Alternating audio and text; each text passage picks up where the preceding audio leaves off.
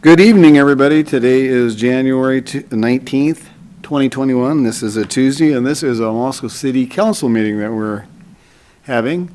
Thank you for all those that are with us this evening. If you'd all please rise, I will lead us in the Pledge of Allegiance. I pledge allegiance to the flag of the United States of America and to the republic for which it stands, one nation, under God, indivisible, with liberty and justice for all.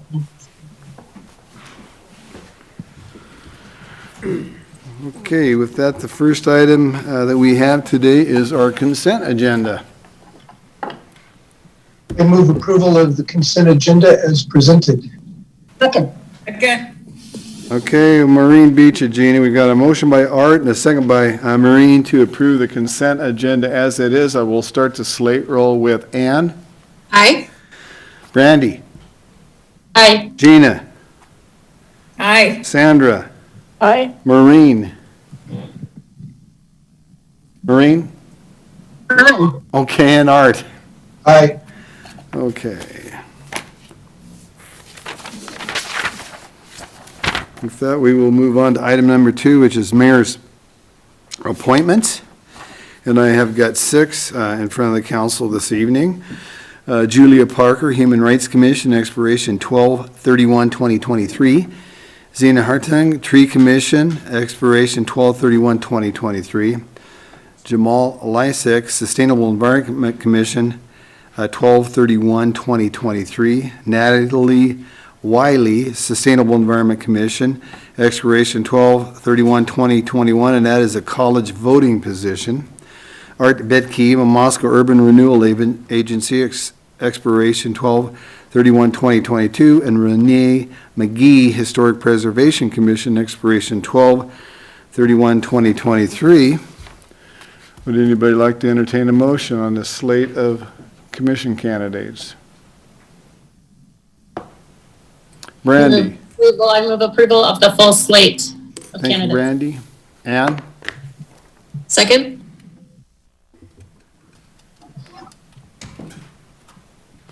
Okay, Brandy made a motion, Ann made a second to approve the slate as such, so we'll start the roll with Art.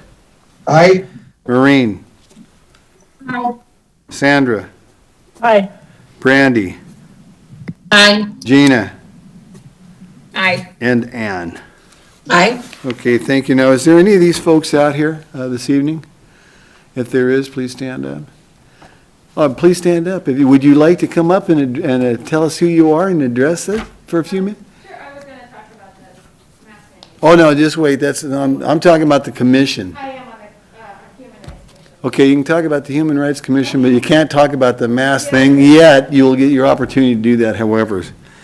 So you are Renee. I'm Julia Parker. Okay, you're Julie, all right. And I applied to the Human Rights Commission this year. I have a background both in healthcare and in environmental justice, and I'm really excited to serve on the commission. Okay, well, thank you and welcome. Thanks. Those folks that are on commissions, to me, are very, very important, and they are for the entire city as well as the council. We appreciate the hard work and dedication. We have, I think, around 140 volunteers that have done this on the various commissions that we're on. 2 of the folks, Jamal Lysek and Natalie Wiley from the Sustainable Environment Commission, they happen to be having a meeting right now, so they could not be here. Jamal sent me an email on that earlier. But anyway, huge appreciation for me as the mayor for the fine work that all you folks do. Thank you. So thank you, Julia. Okay, with that, we will move on to item number 3. Hang on a second, get my papers.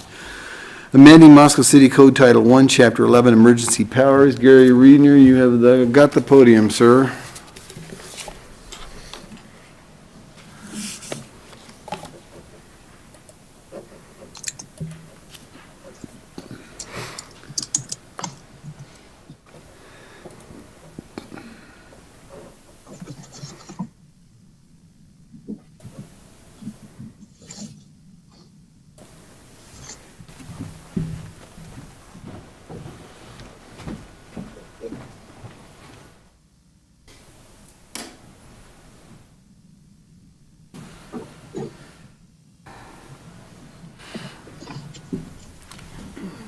Thank you, Your Honor. We're here tonight to present staff recommendations regarding potential amendments presented for Moscow City Code Title I, Chapter 11, the Emergency Powers Ordinance, which Council passed back in March, as you'll recall, at the beginning of the COVID-19 pandemic. At that time, Council passed the code based upon the recommendation not only of our own city attorney, but also other city attorneys across the state, that the state laws that and constitution that empowers the mayor to act in times of emergency actually could be better administered with some guidance and procedures that were put on or recommended by city council through ordinance. As you know, local law, municipal law, may not expand those rights or those obligations that are given to the mayor and the city council by the Idaho Code and the Idaho Constitution. So local laws can be more restrictive but cannot be more expansive than those authority that is granted by the statute and the Constitution of the state of Idaho. So what I've got today is I will go through, introduce the item, go through some of the basics of state law and Moscow City Code, and then potential amendments and constitutional issues will be addressed by Mia as the city attorney. So, as you recall, in March, the Emergency Powers Ordinance was passed. The mayor then issued a public health emergency order based upon that, which was reviewed by city council and extended by resolution. This continued on a couple of occasions until July 1st of 2020, when the mayor issued amended public health emergency order 20-03. At that point, there were recommendations or mandates through that public health emergency order, which then council extended several times through resolutions.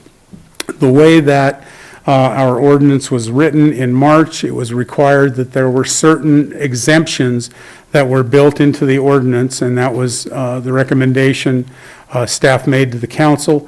It did not expand the powers of the ordinance. It provided a situation by which if a public health emergency order or any emergency order did not specifically address those exemptions, then they were automatically exempted out of the regulation of the public health emergency order. This became problematic in that they were included in some but not others. There was a situation where citations were issued in September because of a violation of the public health emergency order. Upon further review by the city attorney's office, it was determined that public health emergency order 20-03 was exclusive instead of inclusive. In other words, did not call out the exemptions that it would apply to those expressive and associative type situations that were protected through the Constitution or were called out by the Constitution. So it does not mean that the public health emergency order could not regulate those activities. It's just we did not follow our own ordinance by calling it out specifically in that public health emergency order. So at that point, just within the last 2 weeks, city attorney's office dismissed those charges. And at that time, we determined that we would recommend changes to changes to Title I, Chapter 11, that would remove those issues, make the ordinance inclusive rather than exclusive. In other words, the mayor still has the authority within the public health emergency order to exempt any of those activities or all activities, but it does not create a statutory exemption, which essentially trips up the unwary, which is, in this case, it was just a exclusion or an omission in that public health emergency order. So because there seems to be some confusion as to what state law is and constitutional law, we thought we would go through very quickly some of that authority that the mayor and council has. So with that, we will start with, there we go. First off, we go back to the Constitution, Article 12, Municipal Corporation, Section 2. Any county or incorporated city or town may make and enforce within its limits all such local police, sanitary, and other regulations that are not in conflict with its charter or with the general laws. So that is the basic constitutional grant of authority.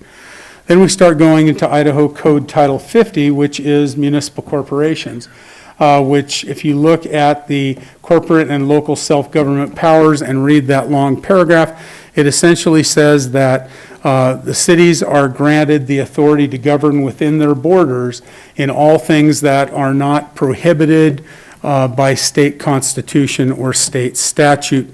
And so then it goes on to another section of that code that says that cities may pass rules, regulations, ordinances, and may include fines by which those, and incarceration.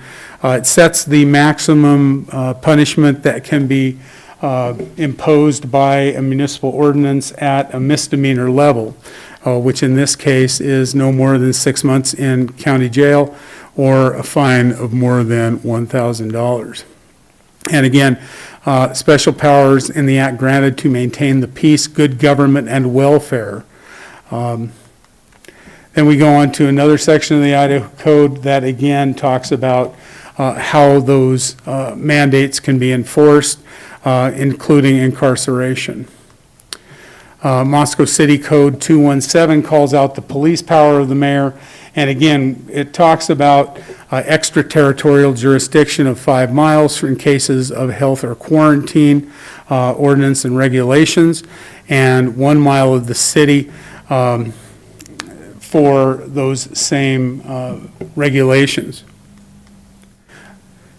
Okay, preservation of public health. Cities may establish a board of public health to prevent the introduction of contagious diseases in the city, can make quarantine laws, and again, repeating what was given in the last ordinance within 5 miles of the city. Hazardous materials, all this section says or states is that if there are hazardous materials, then cities may regulate those hazardous materials in their streets or in public places. 5606 states the police power of the mayor, and that is really where the authority to have emergency orders comes from. There is another seminal Idaho code, which I'll get to in a moment. So again, you get that 5 miles of the corporate limits of the city for the enforcement of any health or quarantine ordinance and regulation thereof. And then it again repeats that city code that we talked about just a moment ago. 5607 states that the mayor shall have and exercise such powers, prerogatives, and authority conferred by the state of Idaho or by the city council, have the power to administer oaths, etc., etc. So again, those powers come from the state of Idaho, but the city council may also regulate the activities of the mayor within those laws and ordinances. So 609, the mayor is hereby authorized to call on residents of the city over 21 to aid in enforcing the laws. A lot of these seem somewhat quaint that we have police force now, so it isn't very often that the mayor has to call on civilians to help enforce the laws, but it is on the books. Then, as far as ordinance, how are they passed? This one is, the reason that we put this one in has to do with that although there is a publication mandate through the state law, in cases of infections or contagious diseases or other impending danger requiring immediate enforcement, such ordinances shall take effect upon the proclamation of the mayor or president of the council posted in at least 5 public places in the city. So that takes the place of publication in the newspaper as required by other ordinances. And it again goes back to that same intent that there is some calamity, disease, disaster that is facing the city that calls for immediate executive action to try and manage that emergency. So 5903 talks about compiling, granted power for compiling ordinances, so on and so forth. And again, some of these seem a little dry, but they all go back to that same granting of authority by the code. 46-1011 is one of the I guess it would be the Seminole Code in this case, and I will cite it specifically. A local disaster emergency may be declared only by a mayor or chairman of the county commissioners within their respective political subdivisions, the mayors, of course, being the city of Moscow. It shall not be continued or renewed for a period in excess of 7 days, except by or with the consent of the governing board of the political subdivision. Any order or proclamation declaring, continuing, or terminating a local disaster emergency shall be given prompt and general publicity and shall be filed promptly with the local county recorder. That has been done on several occasions during this COVID pandemic. They were all done exactly by this. They were filed with the county recorder, and then they were brought before city council within 7 days so that the council could determine whether those orders would be extended. And in every case, the council has extended those orders. So in this case, this is the particular code section that specifically calls out the authority of the mayor in cases of local disaster emergency. So that is the basis of the mayor's power, and the city council's power is granted by the state of Idaho. The ordinance that was passed in March and the amended ordinance being proposed tonight does not expand those powers in any way. It doesn't put in jeopardy any constitutional rights. It is just the matter in which the city council sets out the procedure by which a local disaster emergency or public health emergency order would be declared. So with that, I will turn it over to the city attorney for her comments. Thank you. So my focus is now, want to draw your attention to some of the constitutionality questions that have been raised, whether the emergency powers are infringing on individual rights. Oops, wrong way. Hold on. So as you know, the United States Constitution, First Amendment, and I'll read it. Congress shall make no law respecting an establishment of religion, or prohibiting the free exercise thereof, or abridging the freedom of speech, or of the press, or the right of the people peaceably to assemble, and to petition the government for a redress of grievances. There are United States Supreme Court cases that discuss this First Amendment right in times of emergencies, such as one we face right now, in times of a communicable disease. In Jacobson versus Massachusetts, it's a 1905 case that involved the requirement for vaccinations due to the public health emergency that was going on at the time. The Supreme Court held the liberty secured by the Constitution of the United States to every person does not import an absolute right in each person to be, at all times and in all circumstances, wholly freed from restraint. There are manifold restraints to which every person is necessarily subject for the common good. Sorry. There's that cite. From the same court, from the same U.S. Supreme Court, before I move on to the more recent Supreme Court decision involving the Governor Cuomo, the court held that real liberty for all could not exist under the operation of a principle which recognizes the right of each individual person to use his own, whether in respect of his person or property, regardless of the injury that may be done to others. The possession and enjoyment of all rights are subject to such reasonable conditions as may be deemed by the governing authority of the country essential to the safety, health, peace, good order, and morals of the community. Even liberty itself, the greatest of all rights, is not unrestricted license to act according to one's own will.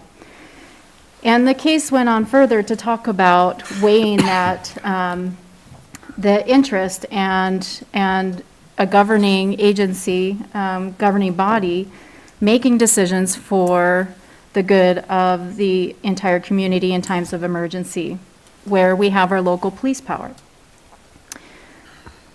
Now, going back to this, so in November, Supreme Court of the United States heard a case involving the Roman Catholic Diocese of Brooklyn, New York, versus the governor of New York, Andrew Cuomo.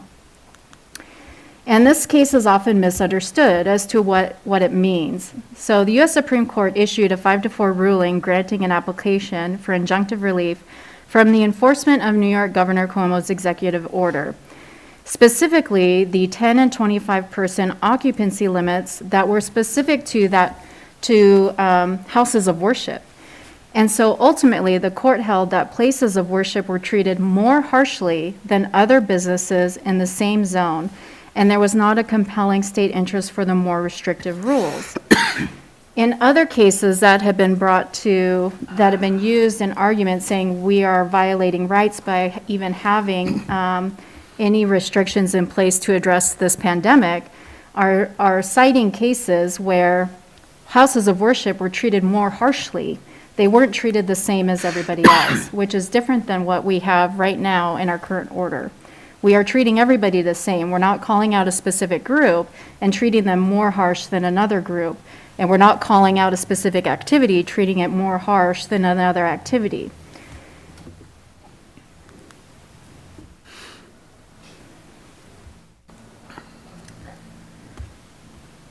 Furthermore, there's additional cases that talk about the emergency powers versus civil liberties. We have a California appellate case that says the government must make every effort to avoid trampling its citizens' constitutional rights. By the same token, those rights are not absolute. The government's regulatory interest in community safety can, in appropriate circumstances, outweigh an individual's liberty interest. And then recognizes that there is an inherent tension between the exercise of First Amendment rights and the government's need to maintain order during a period of social strife.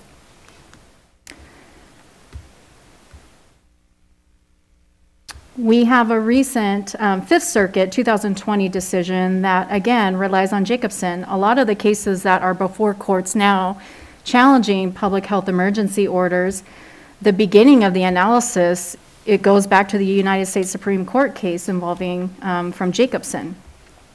And this Fifth Circuit case, citing Jacobson, when faced with a society-threatening epidemic, a state may implement emergency measures that curtail constitutional rights, so long as the measures have at least some real or substantial relation to the public health crisis and are not beyond all question a plain, palpable invasion of rights secured by the fundamental law.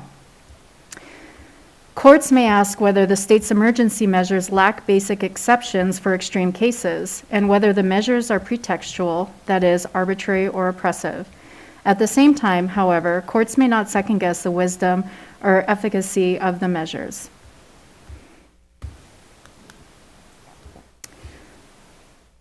Regulation aimed at behavior, not aimed at communication, will be viewed more reasonable in the courts. Maintaining a 6-foot physical distancing has been upheld. Wearing face coverings when unable to maintain 6-foot physical distancing has been upheld. These are all goals to limit exposure and spread of COVID-19. There is no constitutional right to be free from face coverings. That's not found anywhere in the Constitution. Right now, our amended public health emergency order is not limiting, it's not prohibiting communication. It's not prohibiting people from the ability to gather, to practice their religious freedoms. We're only asking people to maintain 6-foot physical distancing from non-household members based on science, and if they can't do that, to wear a face covering. We're not restricting speech or the right to assemble.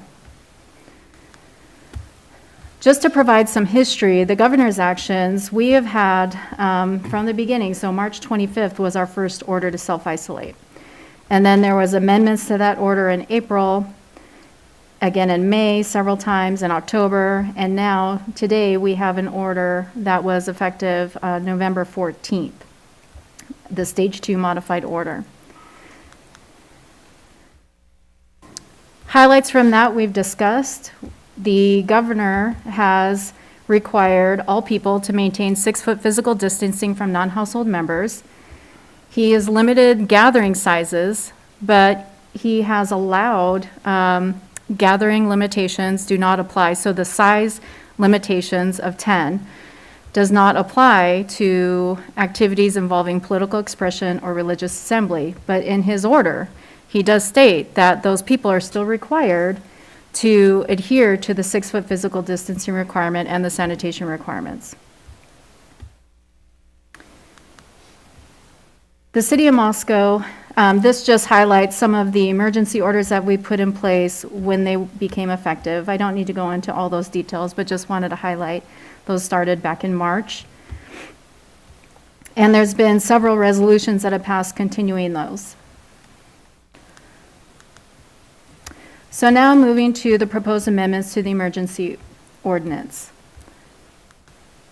So, as Gary mentioned, we are recommending to remove section 1107, to repeal that section in its entirety, and address any exclusions or exemptions that are appropriate at the time that the emergency order is put into place.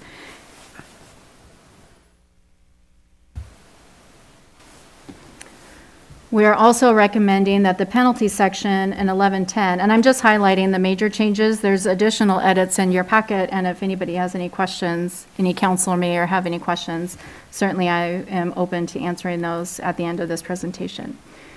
The penalty section, we're recommending making it more expansive to allow, depending on the nature of the emergency, to allow the mayor and or council to provide for a different penalty, such as a fine only or an infraction.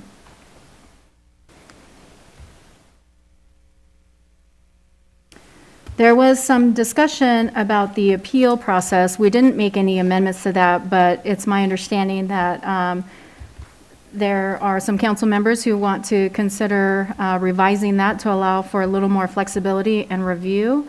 And so I did provide, I do have some proposed alternate appeal amendments that are on here. I can certainly read them. So the proposed revision is as follows.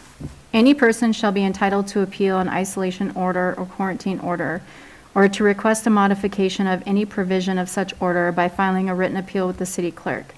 Such appeal, unless a different appeal process is designated by the emergency order or by resolution of city council, shall be heard by city council at their next scheduled meeting, or if no meeting is scheduled during the term of the isolation order or quarantine order, the city council may schedule an emergency meeting to hear the appeal.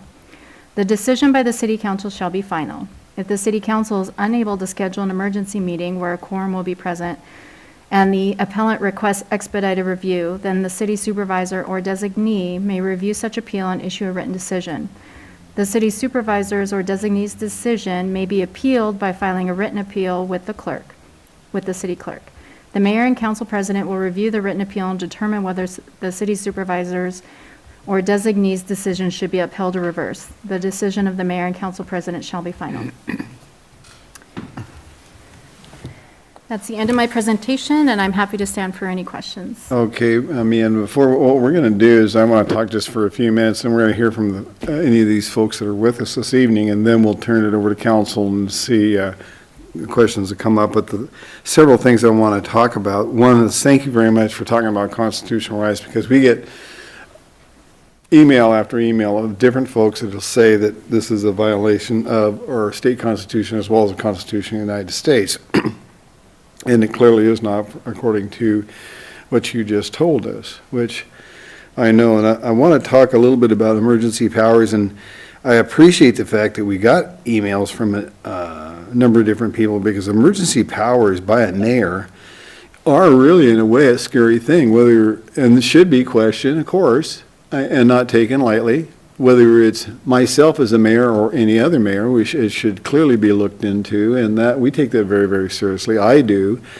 I also take constitutional rights and freedoms of people very, very seriously as well. And I think we do a good job of that now. With that being said, and I also think emergency powers should be a rare event, and by rare, not happening very often. And this is an example, emergency powers on a pandemic that has not hit the United States for 102 years would be such a case. And of course, we have well over 20 million people that have been sick from this thing, and over 400,000 have died from it.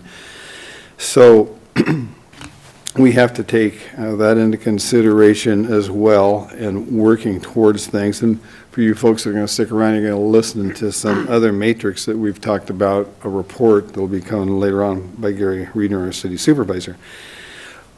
Emergency powers, and another good thing about it, ladies and gentlemen, is the mayor can issue an emergency power such as that, but it is only good until 7 days, and the balance of power is your council that will come back and look at it, verify it, review it to make sure it has strong meaning and that it is meaningful and handled appropriately. And that's a big deal. So there are balances and checks, and sometimes folks, I think, don't believe that or don't see that happening and think that a mayor can do whatever they please in a way, and that is absolutely not correct. I take all those things very, very seriously, and I'm glad that the public does as well and questions us, because after all, that's what the citizens should do with your form of government. That's why we are elected. With that being said, what I'd like to do now is hear from folks in our audience if they wish to talk. I'll give them 3 minutes, and what I would say is if you want to speak and give us your point of view, there may be others outside that would like to come in because we're limited by the governor's stage 2 order. You're welcome to stay, but if you want to express your views and then leave, then somebody else can come in. That would be great too. So if you'd like to come up to the podium and state your name and address and let us know what you think.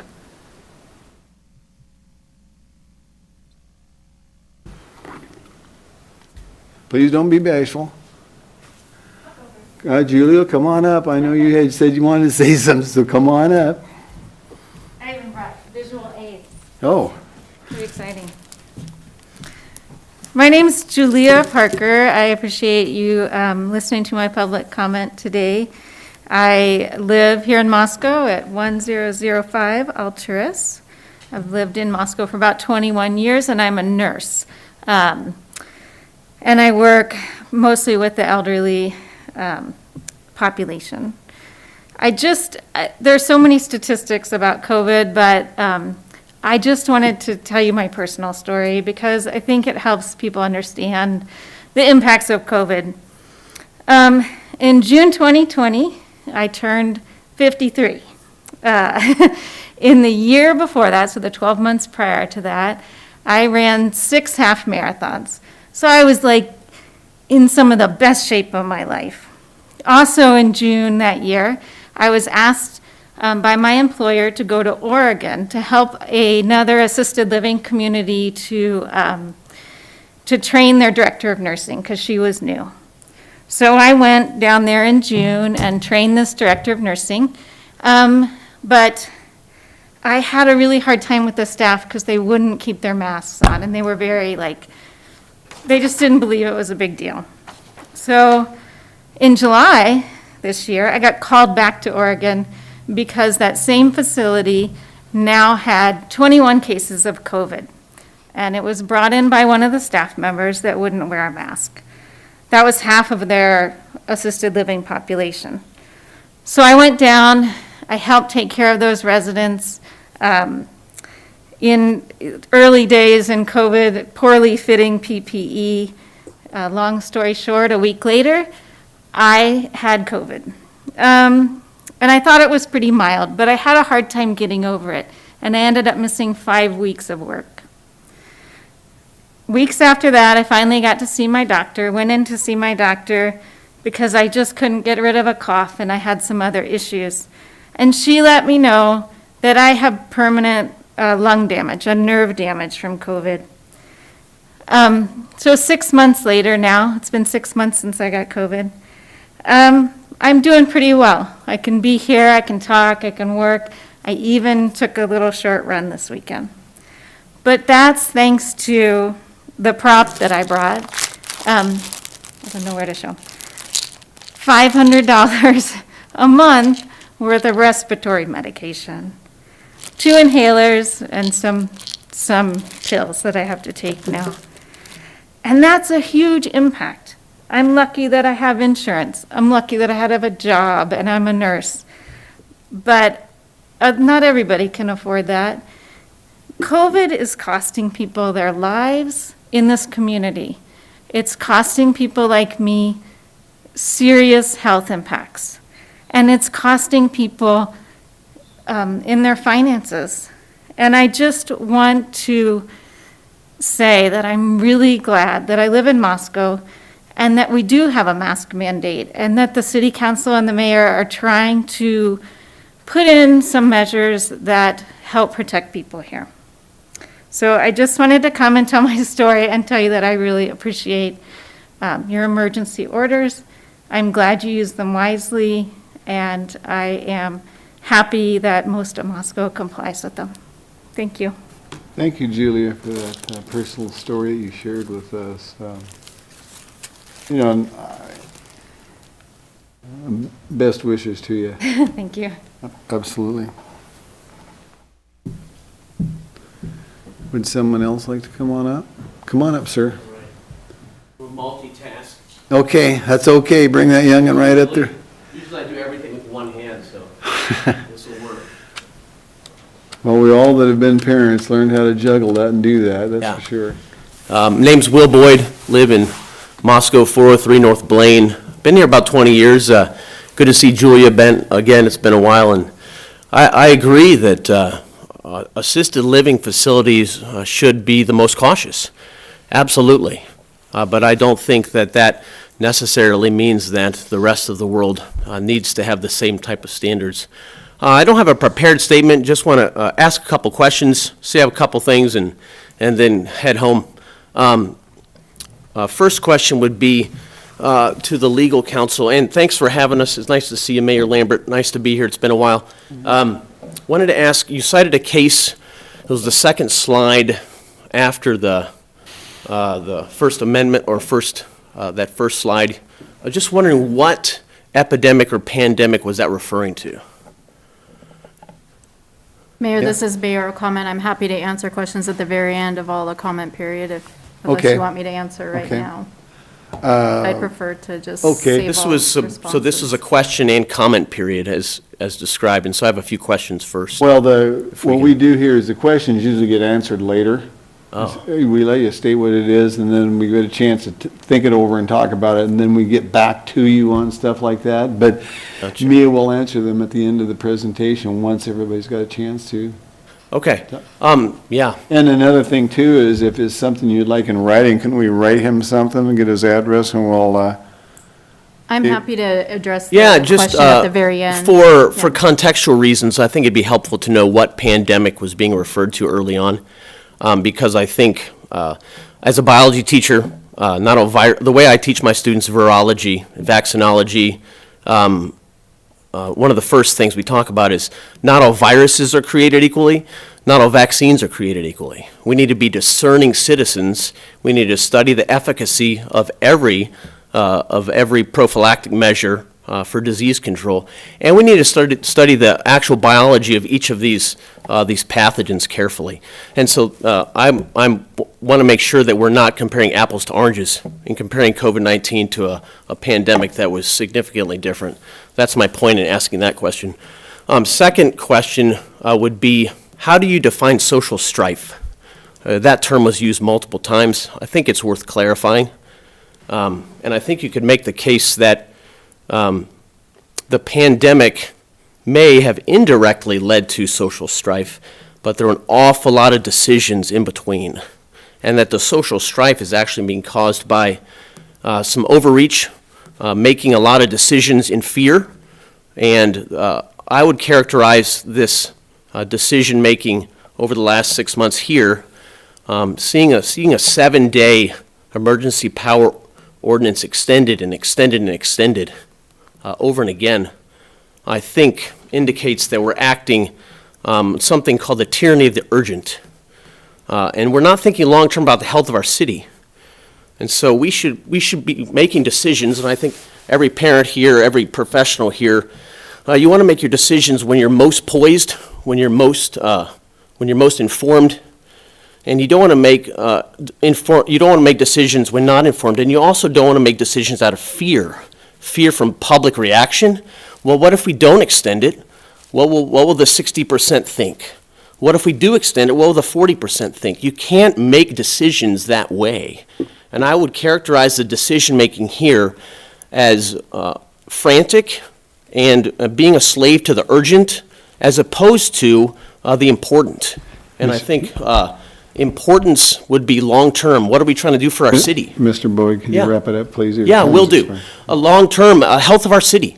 My wife and I moved here 20 years ago to this vibrant, diverse city where democracy is alive and there's a lot of diverse opinions.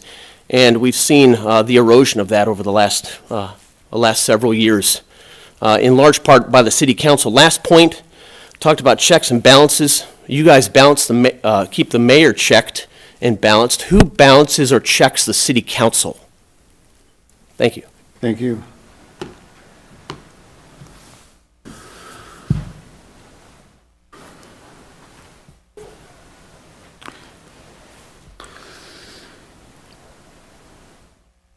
Others like to come up and speak?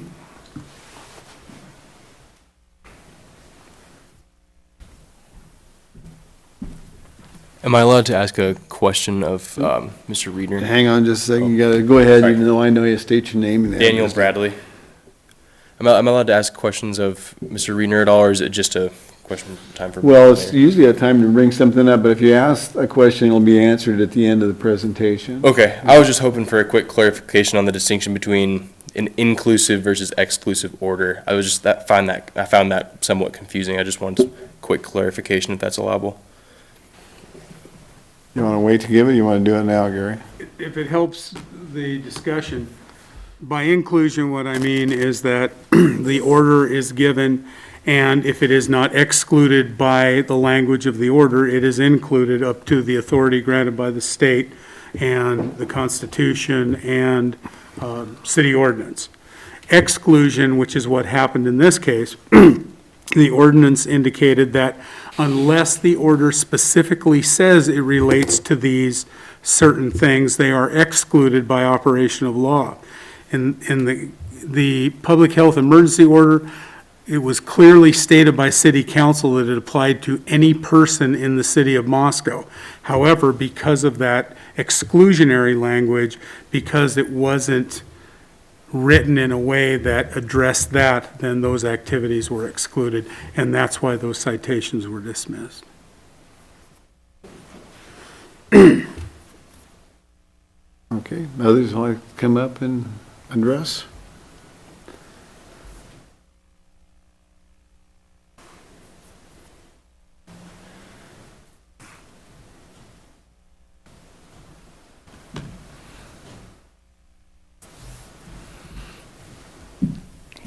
Hello, I'm Elizabeth Landis, and I just have a few comments to make about this. And the first one is that the virus is not a game. I understand that, and I appreciate Julia's comments. I have two friends whose parents have died from complications with the virus, so I don't discount that. So the virus isn't a game, but some of our responses to it are, and that's what concerns me. And we play the game based on what's expedient. You don't, well, I didn't realize playing the game that I didn't have to wear the mask when I sat in here. I know we're 6 feet apart, but I sat for a 3-hour meeting with a mask on one evening. I'd prefer not to do that. I know that Mr. Reedner's had COVID. He still wears a mask, and I assume that's out of setting a good example for people, not out of his own need or needing to protect others. But some of our responses to it are, and I would say that you don't social distance with the winner of a golf tournament, even 5 days after the amended public health emergency order. Or you might conduct a wedding on private property without social distancing or masking. No one would want to get married social distancing and masking. And so I don't have a problem with that. But what I want to say is that even in a civil service, it's a sacred covenant between a bride and her groom. Likewise, worship on Sunday is a renewal of the covenant between the church, the bride of Christ, and her groom. And no one takes that lightly. So religious exclusion, it was in part a religious exclusion, 1107, which is being struck from the Moscow City Code, at least it's being proposed to be struck. It's part of the fabric of America. And it is based on the First Amendment of the Constitution, and I too, I'm not an attorney, I've thought about it before, but I have read Moscow City Code, and I knew that exclusion was there since it was put in July 1st. It was July 5th, I have an email to a friend stating that I found this here, but I don't bandy it about, and I do wear my mask in public, I wear it in stores, but I do think that allowing people to worship God without the government interfering is the spirit of the First Amendment. I've become a reader of the Constitution during this. I've also read the Idaho Constitution, and I'd just like to say that the supreme law of the land strongly indicates that we don't interfere with how people worship. So I would say the virus is real. How we respond to it is a game, and not all parts of it are a game, or I wouldn't avoid wearing my mask in stores. I want to honor other people. But when I'm worshiping my God, it's a very serious covenant renewal, and it's not a time for me to be playing games. And that doesn't mean that I don't love my brothers. So, thank you. Thank you.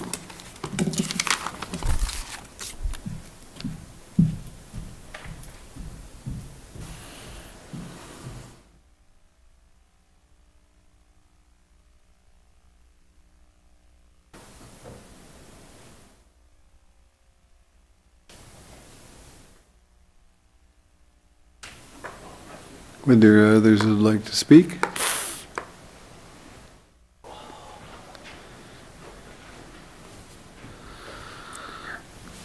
Okay, with that, we will move on and discussion from council. Who would like to start it first?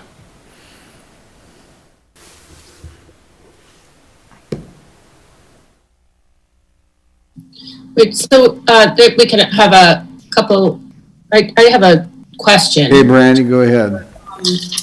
And how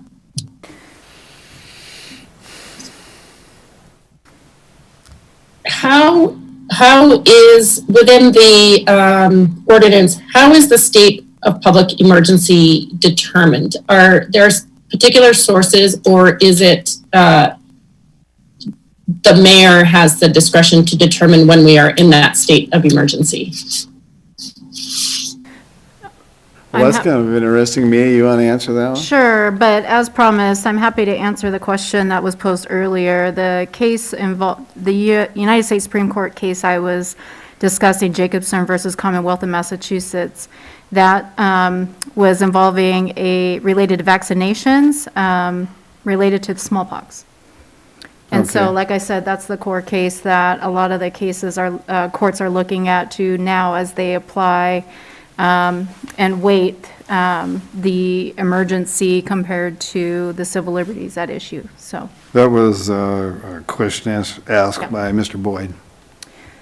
So to answer Brandy's question, I mean, the state doesn't really define that. It's something that's imminent, and oftentimes, you know, it's cases of flood, communicable diseases, fires, riots, things of that nature. It's one of those, Gary, if you. Yeah, in the city of Moscow, in my tenure here, there have been a few disaster emergencies declared by the mayor, typically around floods, things like that. Situations where something needs to be done quickly. So a calamity is facing the city, so the mayor is granted that sort of authority. If you read the old cases, they talk about conflagrations, you know, the San Francisco fire, Chicago fire. When things were made out of wood, fires could decimate an entire city. So a lot of those cases revolve around having to blow up or destroy homes or businesses in the face of that fire so it doesn't spread throughout the city. So pretty desperate measures. These are things that of an emergency nature that you don't have the time to sit back and debate, and the executive is granted the authority to go ahead and address those with the city council reviewing that authority within 7 days. So there is no laundry list of what could be an emergency, but as I said, floods, fires, hazardous materials, diseases, that sort of thing. And I made a statement earlier when I was talking about emergency powers and emergency orders, is that it should be a rare event that these things happen. They do not happen very frequently. Clearly, I can't remember over the 7 years I've been a mayor doing this prior to what we've dealt with this year. Correct me if I'm wrong on that, Gary, but it seems these are things that come up just once in a while. And for those people that think it's gaming out there, that's absolutely incorrect. I take it very serious. I take what I do very serious, but I also take what citizens think very serious. And one of the questions Mr. Boyd asked was, the checks and balances I put in, if I pay an emergency order like this out for 7 days and then the council comes and they either reject it or they go along with it, however they deliberate on it, and he wanted to know what can you do for councils to balances and checks? Well, you write letters, you send emails, and believe me, ladies and gentlemen, in our town, we hear them all the time, we read them all the time. The other avenue is every 2 years is an election. And that's how it works. And so with that, Gary? And there is also the redress to be sought in court of law. If a council is exceeding its authority, or even if a mayor were be seen to be exceeding his or her authority, and the council won't do anything about it, you can petition the district court to become involved through a writ of mandate or prohibition, those sorts of things. So you're not without remedy. Yep. And to answer that further, so the general statutes that Gary discussed in the very beginning, specifically Idaho Code 50901, talks about in cases of riot, infectious or contagious disease, or other impending danger requiring immediate enforcement. And so I think it's, situations involving the need to act quickly. Is the nature of the emergency, and partly why we're coming before you, trying to build in some flexibility and looking at this from the larger perspective of all types of emergencies and not just the one that we're currently in. Thank you, Maureen. Gary or me or someone, I think it may be helpful in response to some of the emails that we received to explain how the decision-making was done to declare a public emergency, and then once it's declared, to continue it for as long as it's been going on. Those seem to be two issues that we read about a lot in our emails, and so maybe publicly explaining that would be helpful. Excuse me, are you asking how it occurred in this case or how it typically occurs? Oh, I'm talking about it in this case. That's where the emails are coming in right now to us, is with respect to this particular case. Well, in March, of course, the COVID pandemic started mostly in Seattle and started spreading fairly quickly. The mayor and I and Council Vice President Art Betke were back in Washington, D.C., and we could see just in the 6 days we were there how it started to spread very quickly up and down the eastern seaboard. We got back, and even on the way on the flights home, you could see people already were starting to mask up. People were canceling flights. Airlines were saying that they might reduce or terminate flights out of Washington, D.C., therefore we left fairly early. We got back and started assessing the situation, got in touch with local health professionals, including the North Central Health District, to determine what exactly was going on, contacted the state of Idaho to determine what was going on, and local healthcare providers. At that point, we were seeing multiple deaths in mostly resident care facilities, and we were seeing a big spread of the virus. The mayor asked a bunch of professionals what the consequences were, looked at what was happening, and then made the determination under Idaho law that something needed to be done. And as you recall, that first emergency had to do with restricting places where you could see that, or you could suspect, or think that the virus could be spread. So that's how it came about. Once that was done and the mayor made his proclamation, that was prior to the passage of Title I, Chapter 11. Then the council reviewed it, passed Title I, Chapter 11, reviewed that proclamation. The mayor issued a new emergency order, and that's how we went forward from there. But if you're asking the process is the same process the city council undertakes in virtually all of its proceedings. It listens to, okay, what happened, how did it come about, weighs the evidence or the situation, and then determines, okay, we believe the mayor acted in accordance with law, that his order is reasonable, and do we want to continue it or not continue it? And in each case, the council continued the order. There was one that was allowed to terminate because the governor's order, stay healthy order, replaced it.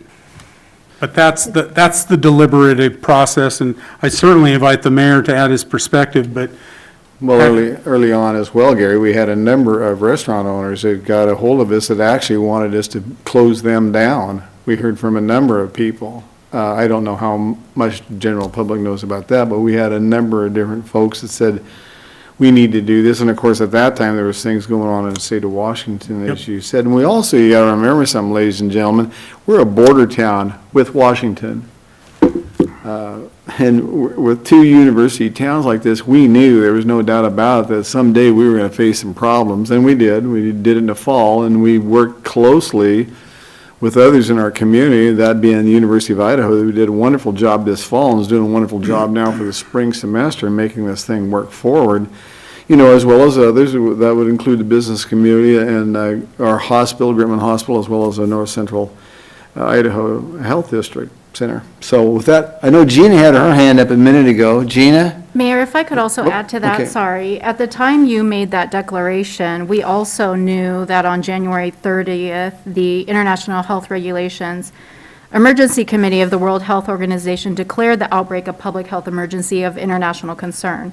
We also knew that on January 31st of 2020, Health and Human Service Secretary Alex Azar II declared a public health emergency for the United States to aid the nation's healthcare community in responding to COVID. And there was the backdrop also of other states declaring an emergency. All of that was happening at the same time as you were considering whether it was appropriate for us to declare correct. this emergency. Thank you. This is a follow-up to that. I really wanted to know is to make sure that people understood that it was a very serious deliberative process that the mayor, the city, and city council went through. So thank you. Gina, did you have your hand up? Then I'll go back to you in a minute, Brandy. Gina, I guess not. No, can't. sir, I don't. I don't. It's maybe a hand over my mouth. Okay, I'm just sensitive. We're looking for hands. Okay, Brandy, I'll go back to you. Okay, I have two very quick questions, more just for clarity, because I think you did a very good job of covering this, Mia, but just to be clear, number one, do the proposed amendments change the powers that the mayor or council has? And number two, do they result in the ability for the mayor or council to establish and enforce laws that are unconstitutional? I'm sorry, right now, so are you asking if this allows us to establish laws that are unconstitutional? Yes. No, And also, It does not. does this give the mayor more power? no. In fact, it's more restrictive. Thank you. Did that answer your question, Brandy? Yes. Okay. And Yeah, and I also, sorry, I was a little distracted. So early on, so in making the decision whether to declare an emergency, we also relied on Idaho Code 46-1002 under the Chapter 10 State Disaster Preparedness Act, where it defines emergency means occurrence or imminent threat of a disaster or condition threatening life or property that requires state emergency assistance to supplement local efforts to save lives and protect property or to avert or lessen the threat of a disaster. And so we did look to that definition in Title 46, Title 46, Chapter 10. Okay, I'm gonna call on you guys. Arthur, I'm gonna call on you. Yeah, I had two comments. The first one is that a lot of times we seem to be conflating the emergency ordinance with the modification of the Title I, Section 11 part. Title I, Section 11 deals with all emergencies, be they health emergencies or a natural disaster or other catastrophes that could affect the town. So I think it's important for us not to mix the two of them together. The ordinance is predicated upon what goes on in Title I, Chapter 11. Chapter 11 deals with emergencies broadly, and that's what we're here working on tonight, is modification of that particular section. The emergency ordinance itself deals with the masking, the 6-foot separation, and other issues like that. So I think we need to definitely keep that in mind, that Chapter 11 is for all emergencies, not necessarily just the health emergency that we're currently undergoing. And I also appreciate that we're looking at, within the ordinance, equal treatment of all entities. We aren't prohibiting people from doing what they want to relative to assembly, practice of religion, and things like that. What we are asking is that people maintain physical separation or wear a mask. And I don't think those necessarily impinge upon the free practice of one's constitutional rights in any way, shape, or form, other than the fact that you don't get to sit as close to your neighbor as you are used to doing in the past. So those are my brief comments at the moment relative to what we're doing tonight. Thank you, Art. Brandy? I did want to just respond to a couple of the public comments, and I thought what was really impactful from Julia's story is that while the setting was long-term care, it was brought in by someone who is not an at-risk elderly person. And that's why it's important to it doesn't work for them to just protect themselves, as some people have said. When people are out in the community, that staff member came in, and that's where that infection came from. And it was spread to another healthy, relatively young healthcare worker who lived a whole state away. So I think it's not as clear cut as just protecting the vulnerable, because the vulnerable interact with other people and they also need to be following these precautions. And I do not at all think that following scientifically proven recommendations to reduce the spread of COVID is a game. I don't think it's a game at all. I think it's something that we need to do the best that we can. And as we're learning more about it, respond to what we're learning to continue to try to do that. And I think when you don't, that's rolling the dice for someone else. So I just wanted to respond to some of those comments. Okay, thank you. Sandra, I haven't heard from you.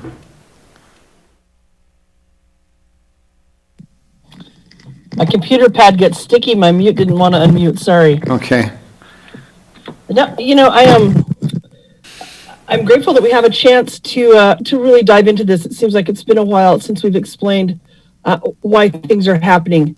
Absolutely, I have to agree with what Brandy said. This is not a game at all. It's very serious. And no, we're not acting out of fear in terms of fear of what people might think of us or what people are going to say. I think we're acting out of all of the things that have happened and gained the greatest understanding of what those things are through science, through what we have watched. I think it was very important. I like that you told us what you saw when you were in Washington, D.C., getting ready to head back home. I'd kind of forgotten about how all of that took place and how everything just was snowballing at such a rapid speed. I remember watching the East Coast just feeling like they were being decimated by this disease. And again, it wasn't happening just to the old. It was happening to everybody. Being in discussions about what happens if we have to get extra trucks to make a makeshift morgue. Those are very real conversations. and it's not a game. Listening to Julia, it was horrifying to watch all of that take place. And I have other friends who have been in equal situations who happily have not died from it. And that's a big thing to say. They have not died from it. But do they have complications? Yes. And I think we're going to see many, many complications as we go down the line. And we've already seen these cropping up. Heart issues, lung issues, permanent issues, and some of the issues that I know that people have regarding how their lungs now work. It's horrific. And yet what we say is, wow, we're so thankful you're alive. These measures we're taking are not done lightly. They never have been, nor will they be. I appreciate all those who worked on clarifying this order and strengthening it, and yet making it better.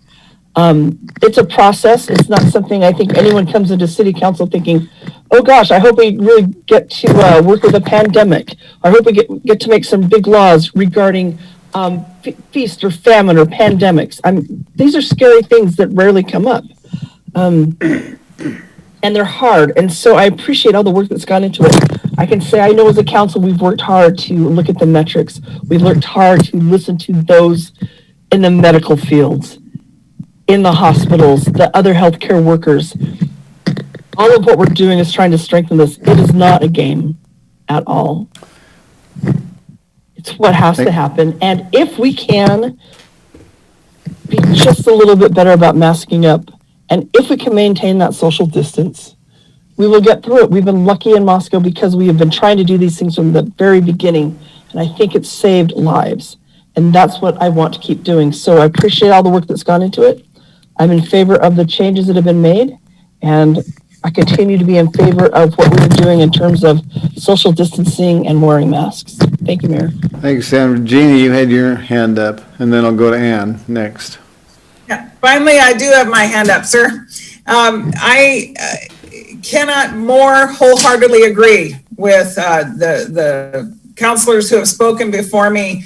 And I want to thank the citizens again for sending the emails and making the phone calls and doing what makes our community great, in that these opinions matter. And I may not agree with all of them, and I may not be able to respond to all of them, but this is it. This is our government and our community in action, and I'm proud of us.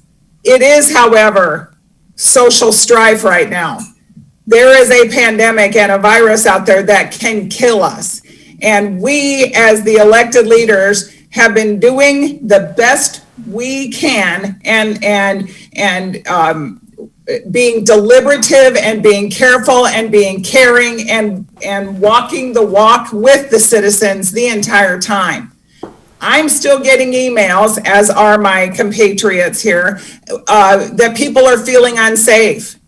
And it worries me to have what we have done over the last 10 months equated to a game is at the very best offensive.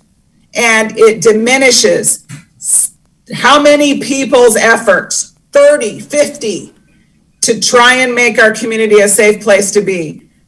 I do not take these decisions lightly. I don't make decisions snap like that, such as these decisions we're facing.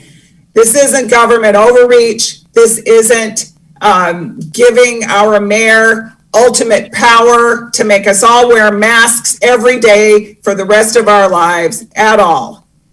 I would remind our citizens right now that you are not the only ones that are worshiping with a mask on. Everybody is.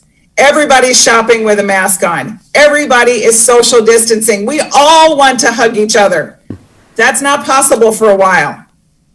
We need to pull together. We need to get through the next, however long it takes to get this pandemic out of the way.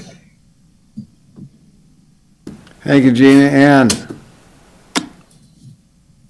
Yeah, thank you, Mr. Mayor. I wanted to touch on one of the proposed amendments to the ordinance, and I guess it's to the ordinance, and I appreciated Art's point about the distinctions. But one of them is that it's proposed to be changed to a misdemeanor to the full range of civil penalty, infraction, and misdemeanor.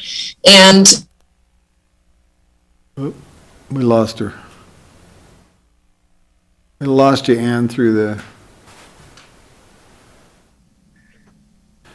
I know she was asking about the infraction, civil penalty, and misdemeanor, Gary, but I don't know what the rest of that was. Art, I'll go to you. You had your, oh, here she is. Ann, you with us now?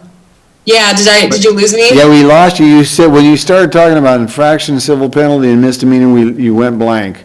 So, Sorry about that. Yeah, so my point was that I appreciated Art's point saying that there's a distinction between the ordinance and Chapter 11, and I understand why it's being proposed as an amendment that we have a range from basically all of what is possible within our policing powers, from misdemeanor to civil penalty, and why we want to leave that range possible for this and future emergencies. My preference would be to make this explicitly an infraction and then to start enforcing it where applicable. I think that that's part of why we haven't seen enforcement, in my opinion, and that's something that I would like to change.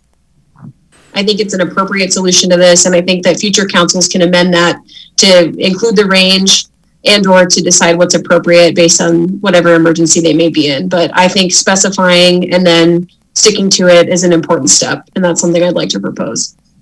okay, I'm going to go to Hopefully I Art. didn't cut out too bad. Okay, I'm going to go to Art, and Gary, did you want to comment? I'll wait until... Art, you had your hand up right before Ann came back on.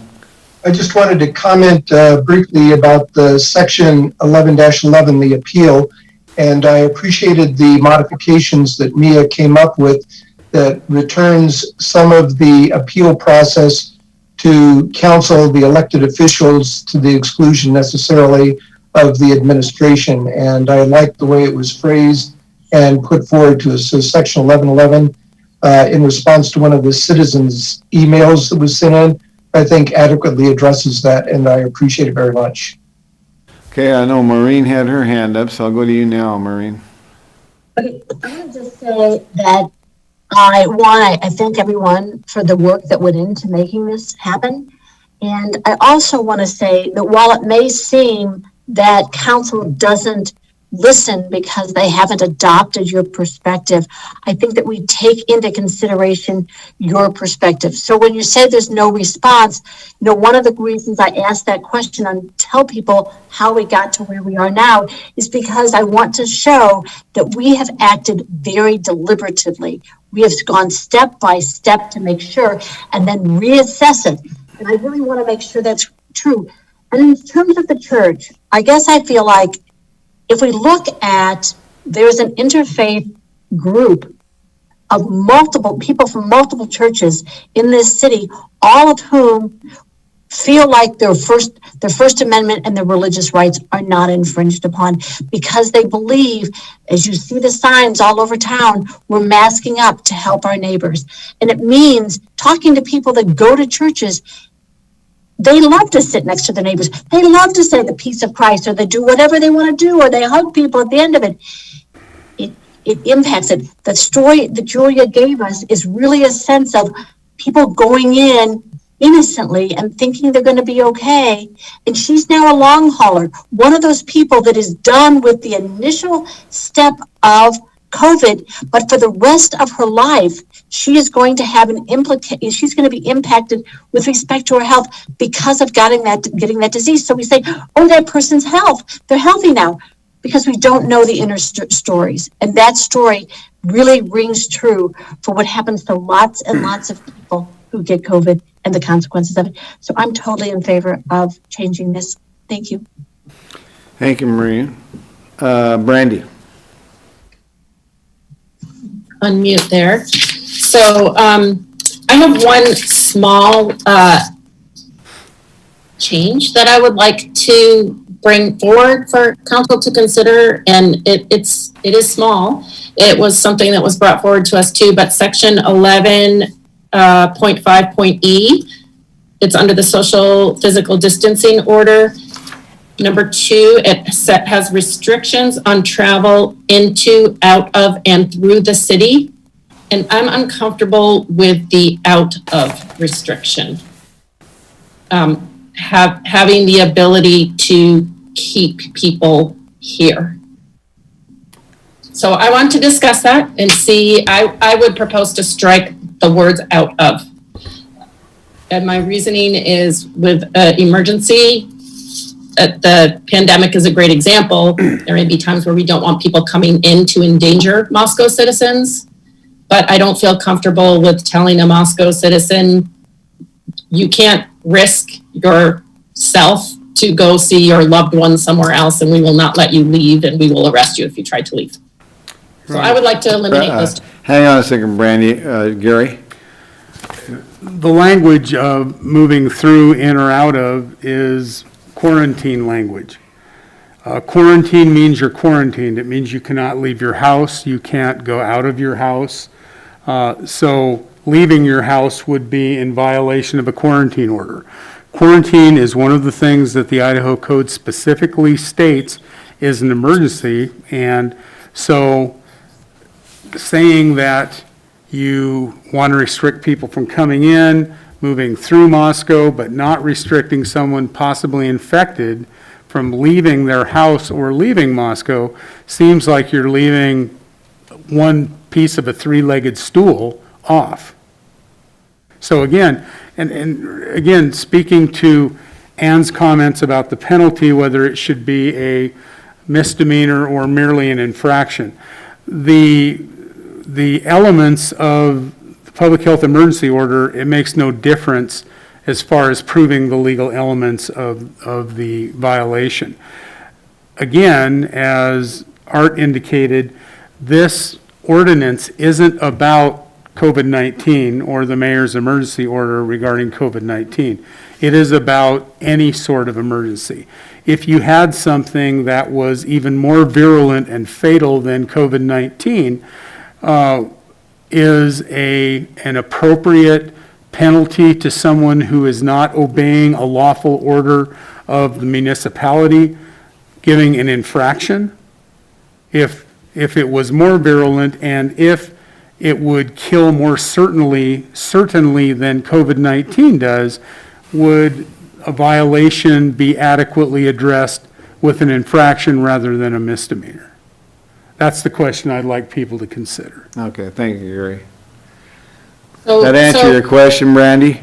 Well, my question wasn't about the infraction versus a misdemeanor. It was really, in not knowing what future things may happen. I mean, nuclear disasters, who knows? I mean, it could be anything. I just think that ability to me saying you cannot leave.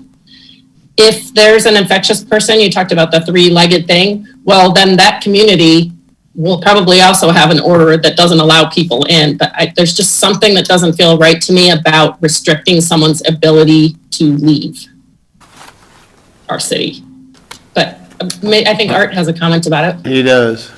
Yeah, I'm kind of in the same boat with Gary, because I think if the out of is stricken, that puts the rest of the ordinance in conflict with the shelter in place, quarantine aspects of the rest of the ordinance.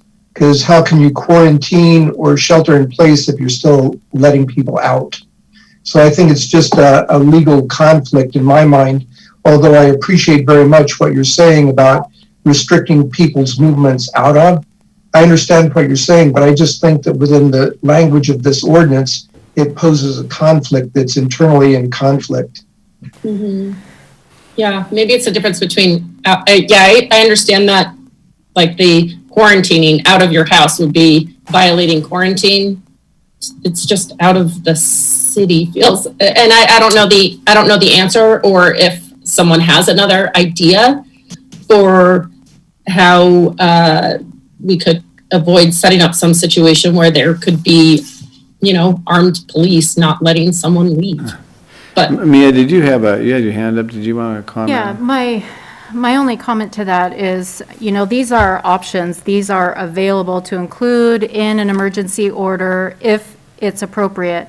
And there has to be some connection as to, what these restrictions might be. There has to be a connection. And so, we're trying to, like Art said, we're trying to make this applicable to all types of emergencies. We're trying to make sure we're not putting so many limitations in here that we can't address an emergency that we can't foresee right now.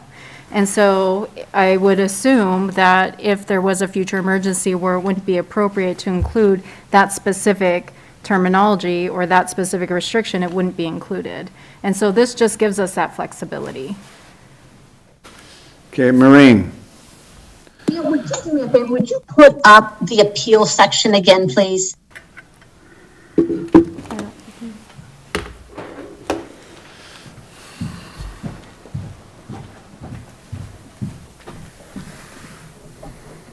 And as we're talking about it, here's where my question comes in. Appeals usually are heard by people who didn't make the initial decision. And so one of my questions here is that if there's really a challenge to it, should it go back to the decision maker? And I'm wondering whether or not the designee makes sense in terms of, like we make our decisions based just on this instance. This is going to apply to something else. But when you say the city supervisor or the designee, I think that having the designee being able to be like a panel of three, it's an appellate judge, and there are appellate people listening to it, and it's not the initial decision makers who are reviewing their own actions. So, Gary, you want to take that? Yeah, Mia and I discussed that at length.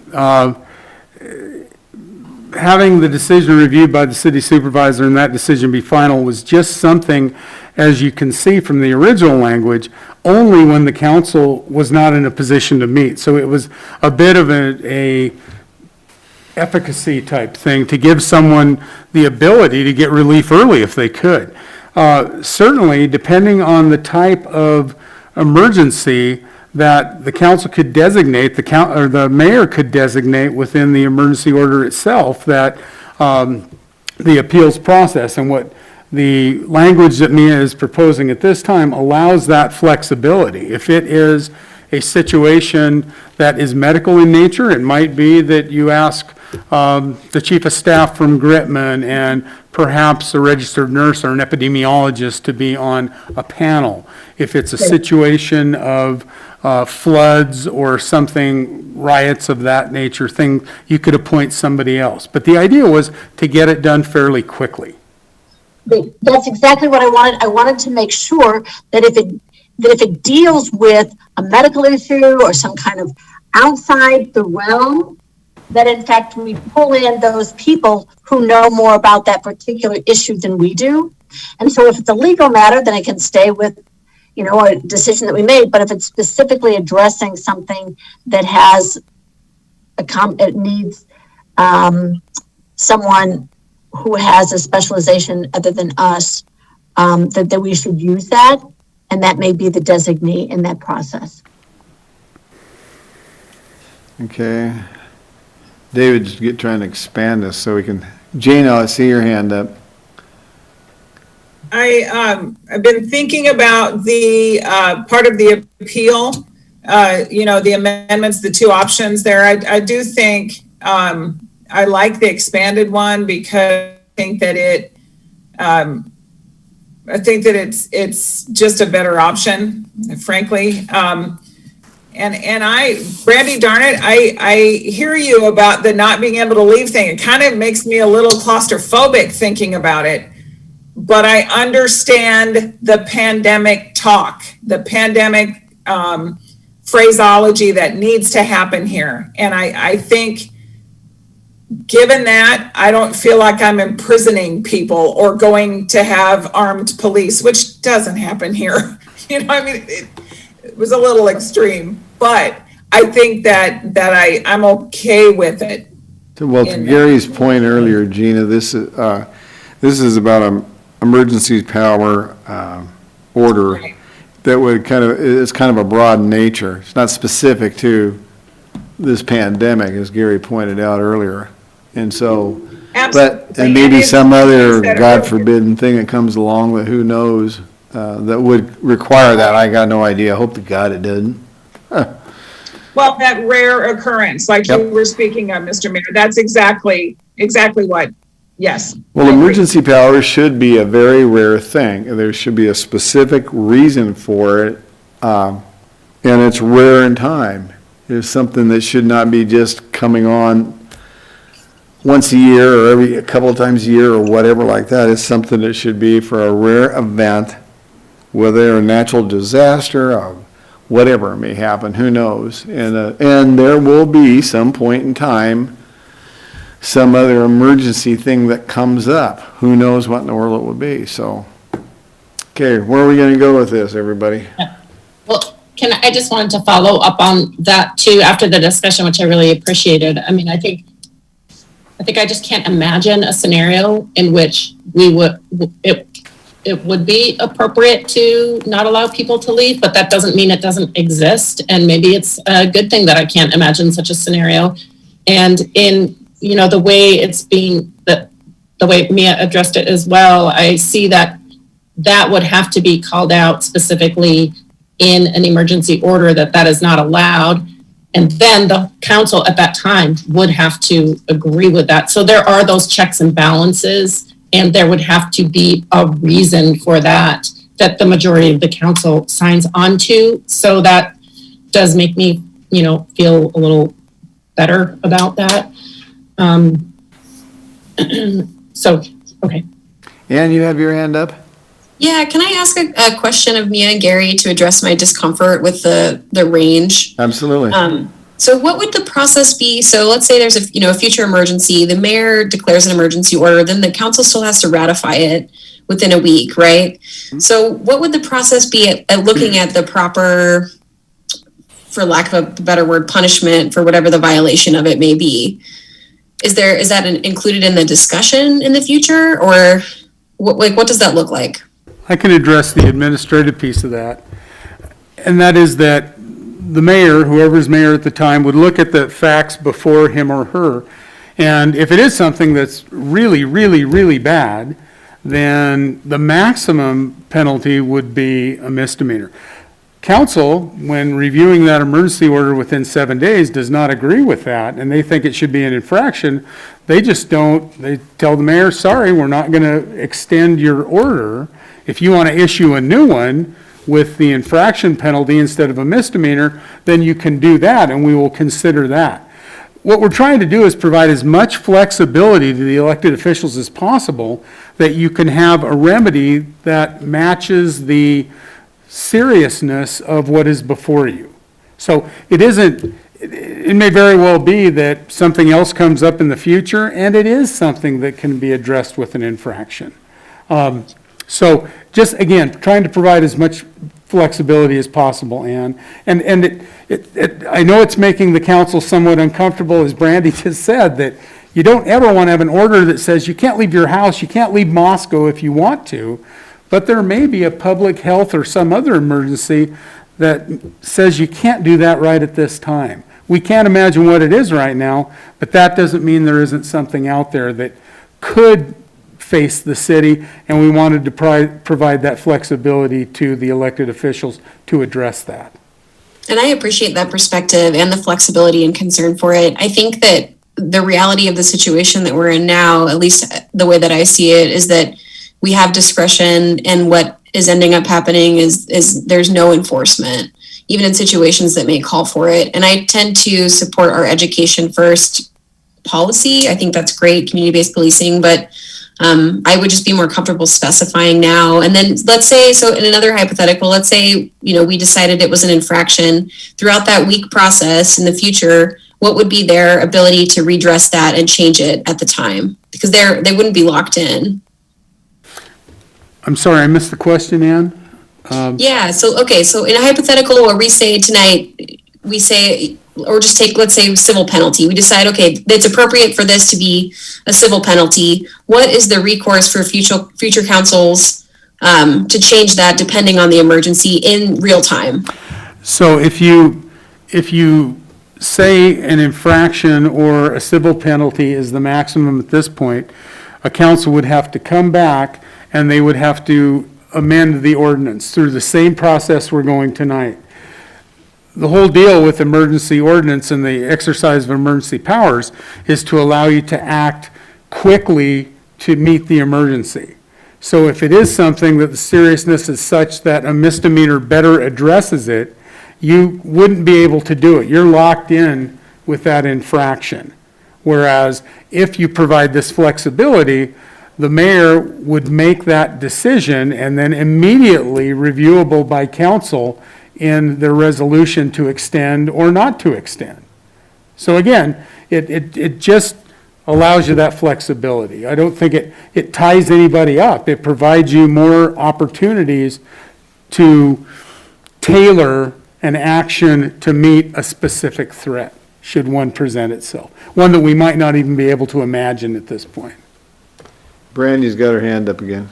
Thank you. So does that mean, I just want to follow up on Ann's and make sure I'm understanding correctly, if we adopt this expanded range, which I am in support of, I like that being in there, does that mean that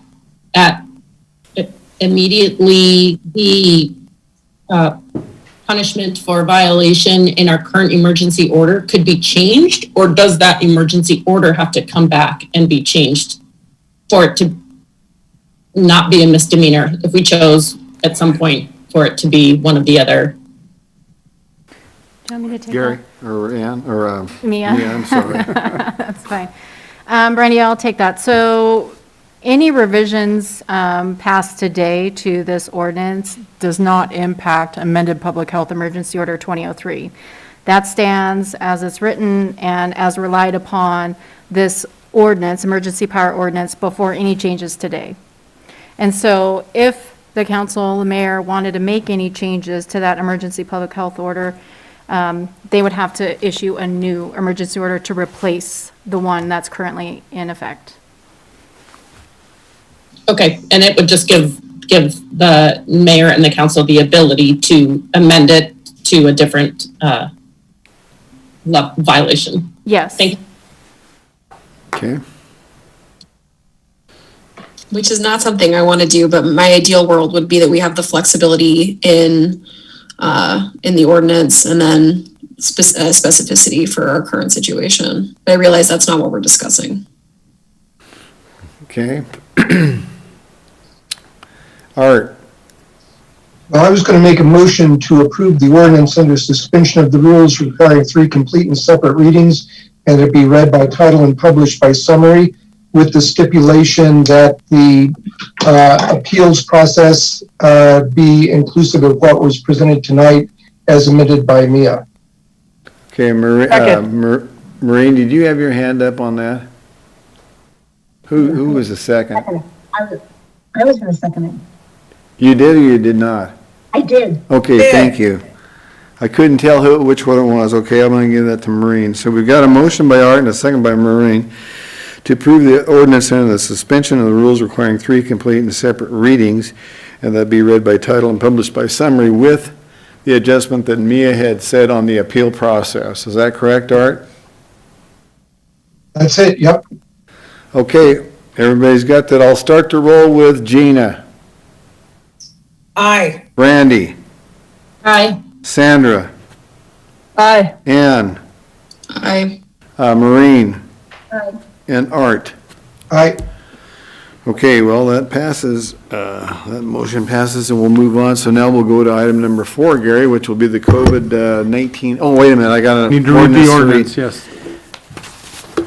We talked about it long enough, I kind of spaced off on it. This is ordinance number 2021-02, an ordinance of the City of Moscow, Idaho Municipal Corporation of the State of Idaho for revising, codifying, and compiling the general ordinance of the City of Moscow, providing for the amendment of Chapter 11 to Title I of the Moscow City Code entitled Emergency Orders or Emergency Powers, setting forth the authority, purpose and intent, scope, definition, public health emergency orders, process for enacting public health emergency orders, suspensions or services, force majeure, penalty appeal, adopting a savings clause, providing for repeal of any other ordinance or parts of ordinances in conflict therewith, providing a severance and savings clause, and for the effective date of this ordinance.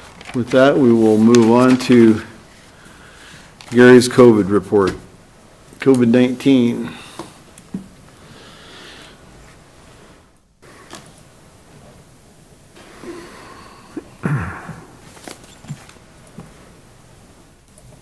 Thanks, Dave.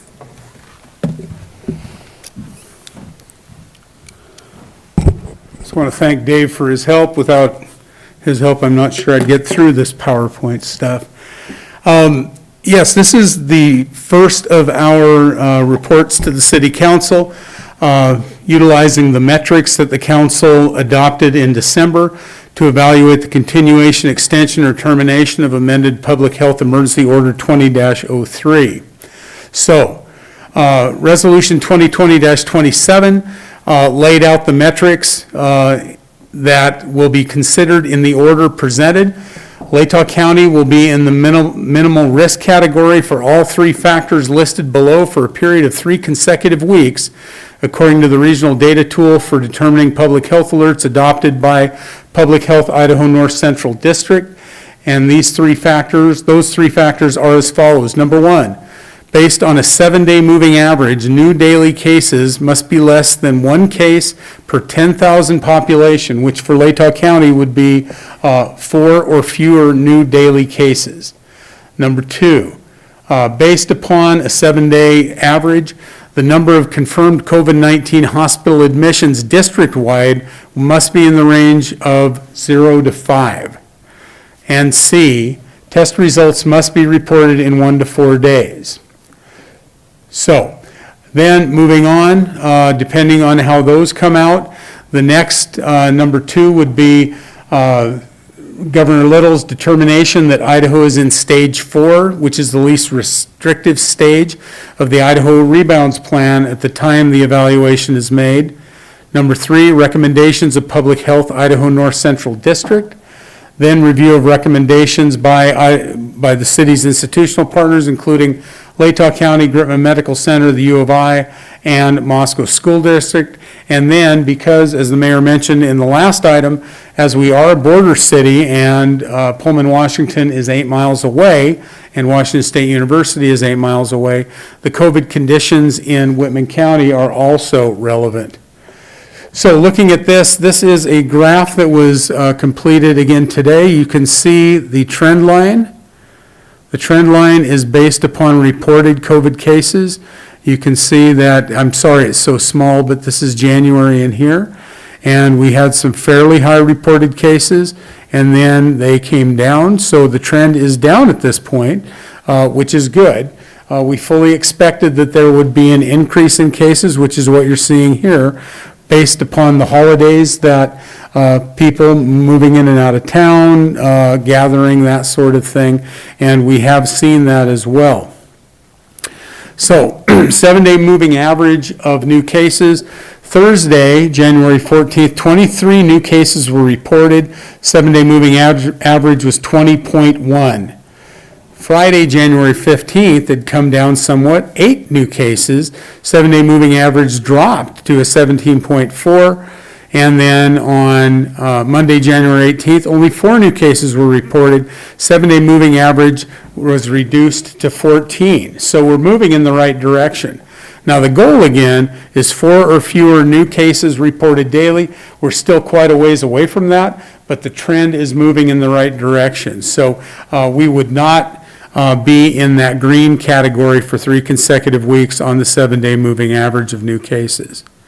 So hospitalizations, according to Public Health Idaho North Central District, last week there were 8.71 hospitalizations, and the goal is 0 to 5. So we again would not be in the green category for that factor as well. Now, as far as testing, test results must be reported in 1 to 4 days. That's a capacity issue, and that is a technology issue. We have never had a big issue with that in recent history, so that 1 to 14 days, or 1 to 4 days is achieved. So we would be in the green on that. However, 2 out of those 3 factors, we would not have achieved the goal. So it fails on that basis. Secondly, the governor's determination that Idaho is in stage 4 under Idaho rebounds. That is not the case. As you can see, this is December 30th of 2020, where the governor and the director of the Department of Health and Welfare reiterate that Idaho will continue in the modified stage 2 stay healthy order. So again, the factors fail on that factor. Okay, the additional factors to be considered were the recommendations of these partners. Since the first 2 factors or the first 2 elements have failed, we did not seek additional public input because that was, again, descending order of priority. And lastly, just because it's relevant, the COVID-19 conditions in Whitman County, I pulled this off the Whitman County Public Health site. They have 397 cases currently, as you can see. It's the same, it looks different, but it's the same type of continuum. You've got, it's in the red right now. It is moving down, which is great. The 7-day moving average is reported. The most recent data I could find was January 10th, and they were at 14 at that point. So again, I think it's clear that it's moving in the right direction, but we have not achieved the 3 weeks of being in the green category as dictated by the council's metrics. So with that, I'll stand for any questions, answer them if I can. Well, Gary, thanks for that report, and as we've said, when the matrix went in, the second council meeting of every month, you'll be reporting this, so we'll know where we're at, so our citizens can see just exactly where we're at, so. Great. Council, questions for Gary? Can we take that down so I can see all of our, there we go. Brandy. So, not a question, but just a comment, like, we're heading in the right direction. This is a very encouraging report. Thank you. I mean, I think probably we've all seen this, like looking like as many of us, and I'm sure many of people in our community check that site all the time, but it is really encouraging to see we're moving in that direction. So let's keep that up. Well, Brandy, in addition to that, as we move along, as we're going along, these vaccines become more and more readily. We know there's going to be a bunch of people taking. We also know there's folks that aren't going to take them, but that will help as we go along too. The closer we get into spring and more of these vaccinations are in fact available. Other comments? Art, did you have your hand up? Ann.